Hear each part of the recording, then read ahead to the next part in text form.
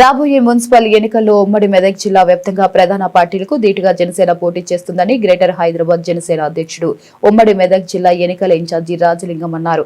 ఈ మేరకు సిద్దిపేట పట్టణంలో ప్రెస్ క్లోజో జనసేన పార్టీ కార్యకర్తల సమావేశం నిర్వహించారు. ఈ కార్యక్రమంలో భాగంగా కార్యకర్తలకు పలు కీలక సూచనలు చేశారు. అంతకుముందు పలువురు కార్యకర్తలు జనసేన పార్టీలో చేరగా వారికి కండువ కప్పి పార్టీలోకి ఆహ్వానించారు. అనంతరం నిర్వహించిన మీడియా సమావేశంలో ఆయన మాట్లాడారు. జనసేన పార్టీ రేపు ఏదైతే జరగబోయే తెలంగాణలో జరగనున్న మున్సిపల్ కార్పొరేషన్ ఎన్నికల్లో అన్ని పార్టీల ప్రధానమైన పార్టీలతో పాటు మా యొక్క జనసేన పార్టీ కూడా ఈ మున్సిపల్ కార్పొరేషన్ ఎన్నికల్లో పోటీ చేయబోతున్నాం. ఈరోజే రిజర్వేషన్ ప్రక్రియ కూడా రావడం జరిగింది. మాకున్నటువంటి తెలంగాణలో ఉన్నటువంటి బలమైన నియోజకవర్గాలలో దానికి సంబంధించిన మున్సిపాలిటీలలో జనసేన పార్టీ తరఫున పోటీ చేయబోతున్నాం.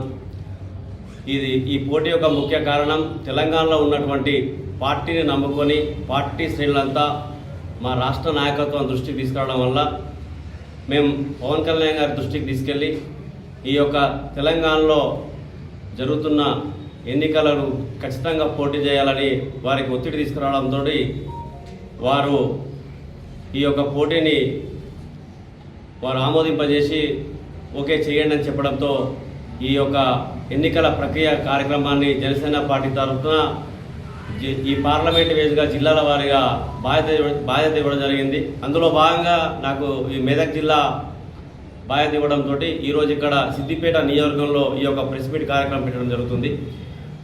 ఈ యొక్క తెలంగాణలో ఉన్నటువంటి ప్రధానమైన పార్టీలకు ధీటుగా జనసేన పార్టీ యొక్క ఉద్దేశం తెలంగాణలో ఉన్నటువంటి పార్టీలు చేస్తున్నటువంటి ఏదైతే కుటుంబ పాలన చేస్తున్నారో మన గతంలో ఉన్నటువంటి బీఆర్ఎస్ పార్టీ, ఇప్పుడున్నటువంటి కాంగ్రెస్ పార్టీ ఏదైతే పథకాలు తీసుకొచ్చి ఆ పథకాలు నెరవేర్చకపోవడం, గతంలో ఉన్నటువంటి ప్రభుత్వంలో ఉన్నటువంటి పార్టీ తెలంగాణ పేరు చెప్పుకొని ప్రభుత్వాన్ని ఏర్పాటు చేసి తర్వాత మళ్ళీ దేశ రాజకీయాల్లోకి వెళ్ళినటువంటి పార్టీ బీఆర్ఎస్ పార్టీ.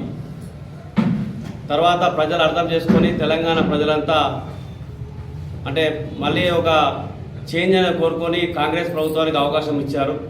ఇప్పుడున్నటువంటి కాంగ్రెస్ ప్రభుత్వం కూడా ప్రజలకు కావాల్సినటువంటి ఏదైతే ప్రభుత్వ పథకాలు వాళ్ళు చెప్పినటువంటి పథకాలు ఎక్కడ కూడా పథకాలను ప్రజలకు అందించే దిశలో ప్రభుత్వం లేదు.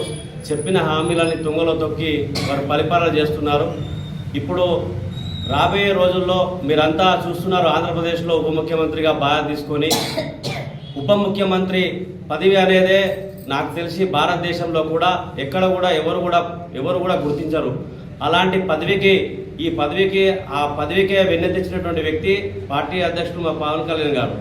వారు ఎన్నో కార్యక్రమాలు అక్కడ ఏదే పంచాయతీరాజ్ శాఖ మంత్రిగా ఉండి అక్కడ జరుగుతున్నటువంటి జాతీయ